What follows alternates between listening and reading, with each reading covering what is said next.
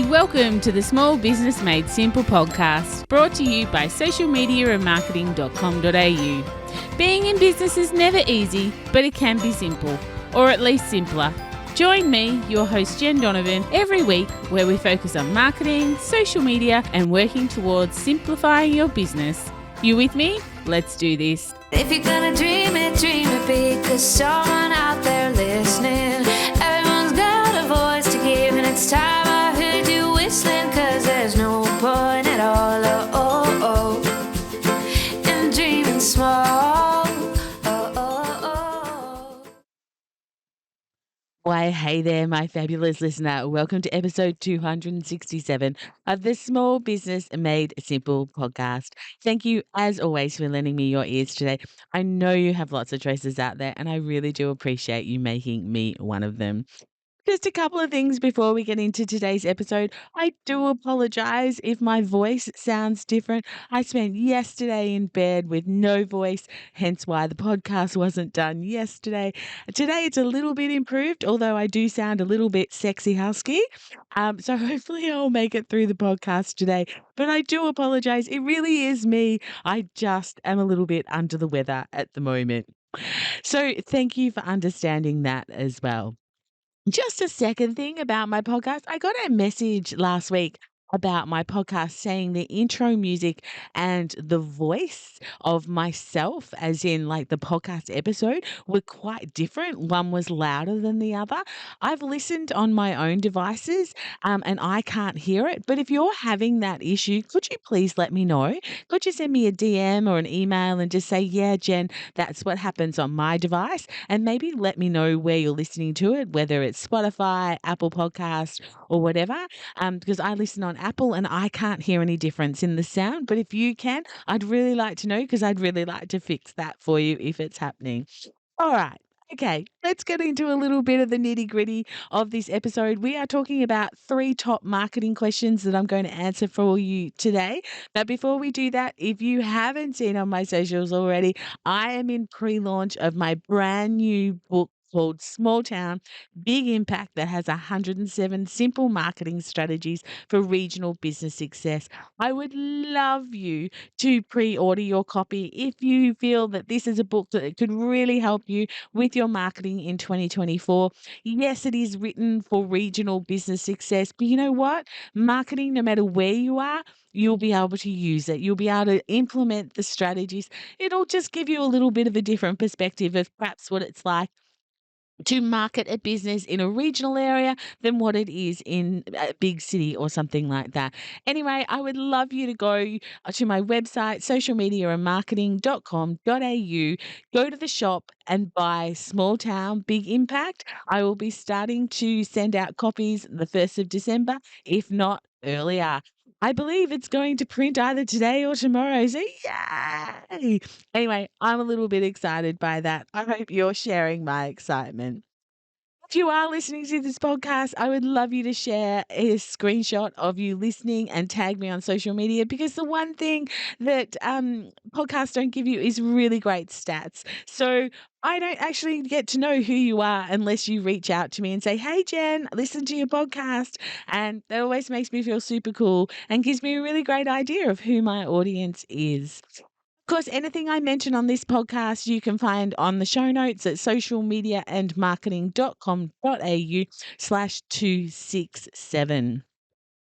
Did you have a listen to last week's episode? Last week I had Christy Robinson as my special guest, and we talked about a lot. We talked about burnout, creating businesses that services the lifestyle you want, and much, much more. So if you didn't get a chance to listen to that one, head back and listen to episode 266 after, of course, you've listened to this one.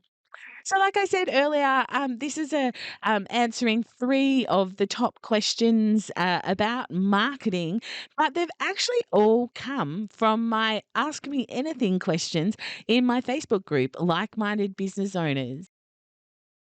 Each week I have a post up in Like Minded Business Owners where I offer, people ask me a question. You're in my community. If you've got a burning marketing or business question, ask it. And I will either answer it or I will tag the person who's in my community that can answer it. Like there was one today about cash flow. I'm not the cash flow person, but I tagged some people and gave some resources that might be able to help them along with their cash flow. All right. So that's what we're doing today. We're answering 3 questions that I've already answered in my Facebook group, but I really wanted to share here on the podcast as well, because I think that everyone would like to know the answers to these questions. So the first question was about blogs and their use for SEO, so search engine optimization. Does Google like lots of them? And this question came from Michael. So firstly, I love that Michael is thinking about blogs and how you can use them for searchability and to help you rank when your ideal client is Google searching what it is that you do. Now, my understanding is that Google is looking for quality over quantity.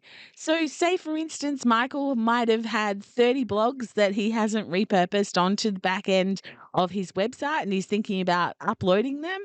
Um, I would probably recommend that he doesn't upload them all at once. So it's not necessarily going to help you be seeing quicker if all of a sudden, on Wednesday you've got no blogs and Thursday you've got 30 blogs as such. Because Google is always looking for quality over quantity as such. So you're better off, in my opinion, scheduling them to go live over a series of months on your website and then repurposing them as part of your social media and email strategy and pushing readers back to the website to read the entire blog and getting some really good Google love that way because, you're building up that trust with your audience and building up trust with Google as well. Interestingly, and not really related to this question, but I was on a webinar a few weeks ago and the question was asked, does Google punish AI written content? And the answer was no. And that might surprise some of you, but when you think about it logically, you probably won't be surprised because Google actually punishes bad content, not necessarily just AI content.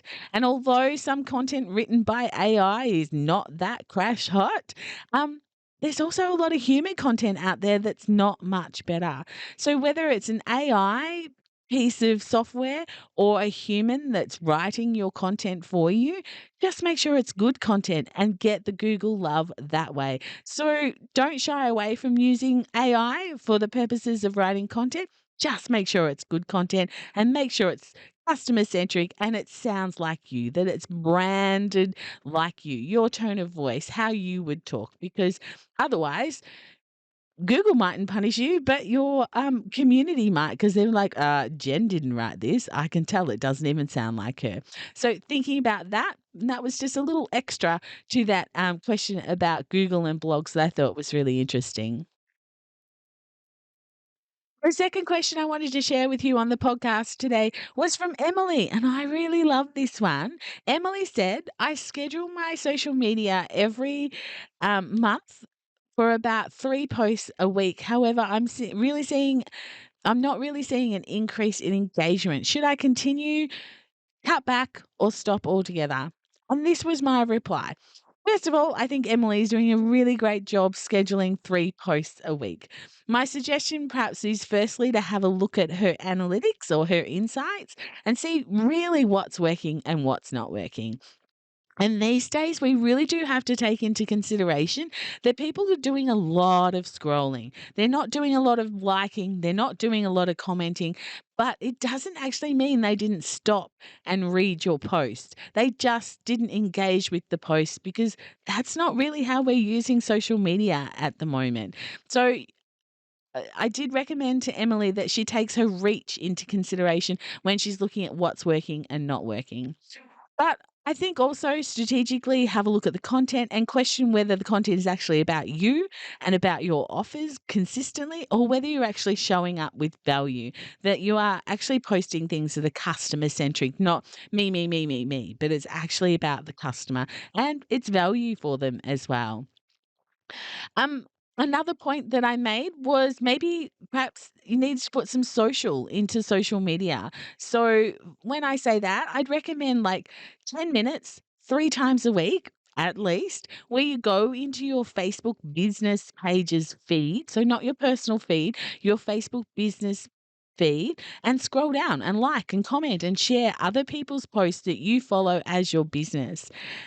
Be social on social. And if there's not many of them, if your page hasn't liked many pages, then take some time to work out, who's your ideal client, where do those people hang out, start liking their business pages, start commenting, start sharing, and really like looking for people who might one day do business with you or spend your money with you.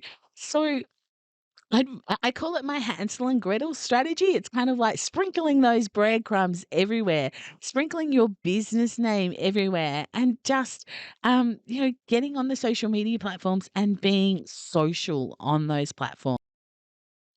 Tracy Sheehan, the digital guide, who is a good friend of mine, she actually has a quote in my new book that's coming out. And the quote is something along the lines, if you want to be engaging, if you want I can't remember what it is now. If you wanna be engaging, be engaging. Like, if you want engagement, be engaging. Like, you can't just expect everyone else to be engaging with you if you're not out there engaging with other people. Think about the Hansel and Gretel strategy. It was a really great question, and I hope that's made you perhaps rethink your strategy on social media a little bit, that you do need to be social, and spending that time being social 3 to 4 times a week will really help you increase your engagement and your reach. And hopefully, then that will increase your inquiries and increase the amount of sales that you make through social media. Great question. My third question and the last one that I'm going to deal with today, because my voice isn't that great, so I'm going to do a short podcast, is the one that Amanda asked, which was basically around social media versus email marketing. How much time should be allocated to each strategy? Now, if you know me at all, you know how much I love this question. I absolutely am such a big advocate for email marketing. And I think if you're spending all your time on social media and spending no time list building, then not only are you leaving money on the table, but you are 100% not future proofing your business. I actually think you should be spending equal time between social media and email marketing. The number one reason why you should be on social media is to get people off social media and onto your list. That's a true fact. So to convince Amanda and maybe even yourself a little bit, I shared some stats. So the average open rate for an email across all industries is about 21%, whereas the average engagement rate for Facebook is around 0.17%. Yep. Less than 1% because most people don't have a Hansel and Gretel strategy. Most people aren't growing a community online. They are basically just waiting for everyone to find them. So engagement is super low, really far outweighed by email. Email marketing has a high conversion rate. Email marketing conversion rate is 4.29% as opposed to social media, which is 0.59%. Your return on your investment for every dollar you spend in email marketing is statistically around $42, where on social media, it's about $17 for every dollar you spend.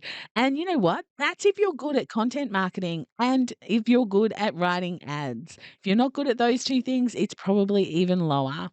And according to Marketing Sherva, over 72% of consumers would rather see your promotional content via email than on social media, where they're just trying to be social with their community and they're not really looking to be sold to.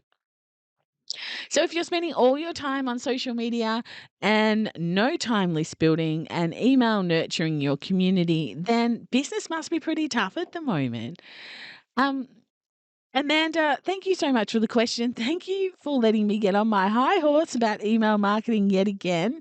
My answer, of course, to the question is equal time. Spend equal time doing email marketing and doing social media marketing.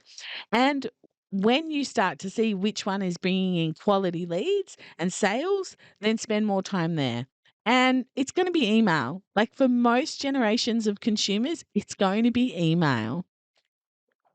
So if I've piqued your interest at all and you're like, Jen, okay, I really need to look at this email stuff, then I've actually got my email marketing 4-week program, but it starts on Monday, the 6th of November. So you have to be super quick if you would if you would like to do that program with me. So it's 4 weeks from Mondays from the 6th of November. You can go to my website at socialmediaandmarketing.com.au, scroll down a little and you can find the link there to join. Or, of course, you can go to bit.ly/email masterclass with Jen, or of course, come here and look at the show notes. So there you have it. There are 3 Ask Me Anything questions from my Facebook group, Like-Minded Business Owners. Again, if you're not a member, come over there and join the fun. And if you have a burning questions, you might end up with your question on a podcast at some stage, but I will answer it in the group, not just wait for a podcast episode. Like I said, I have one of these Ask Me Anything posts each week, and you are welcome to ask any of your marketing or business burning questions, and I'll answer them. Like I said, it's not exclusively for the podcast, but, come to the group. Let's join in the fun. Let me help you build your business by being a member of the Like-Minded Business Owners Facebook group. Before you go, just a reminder, the show notes can be found at socialmediaandmarketing.com.au/267. But that's it for this episode. If you've got time to leave a rating and a review, and that's possible where you're listening, I would love to do that. Please don't leave a bad rating or a bad review just because of my awful voice today. I do apologize, but I didn't want to miss this podcast for this week just because of my voice.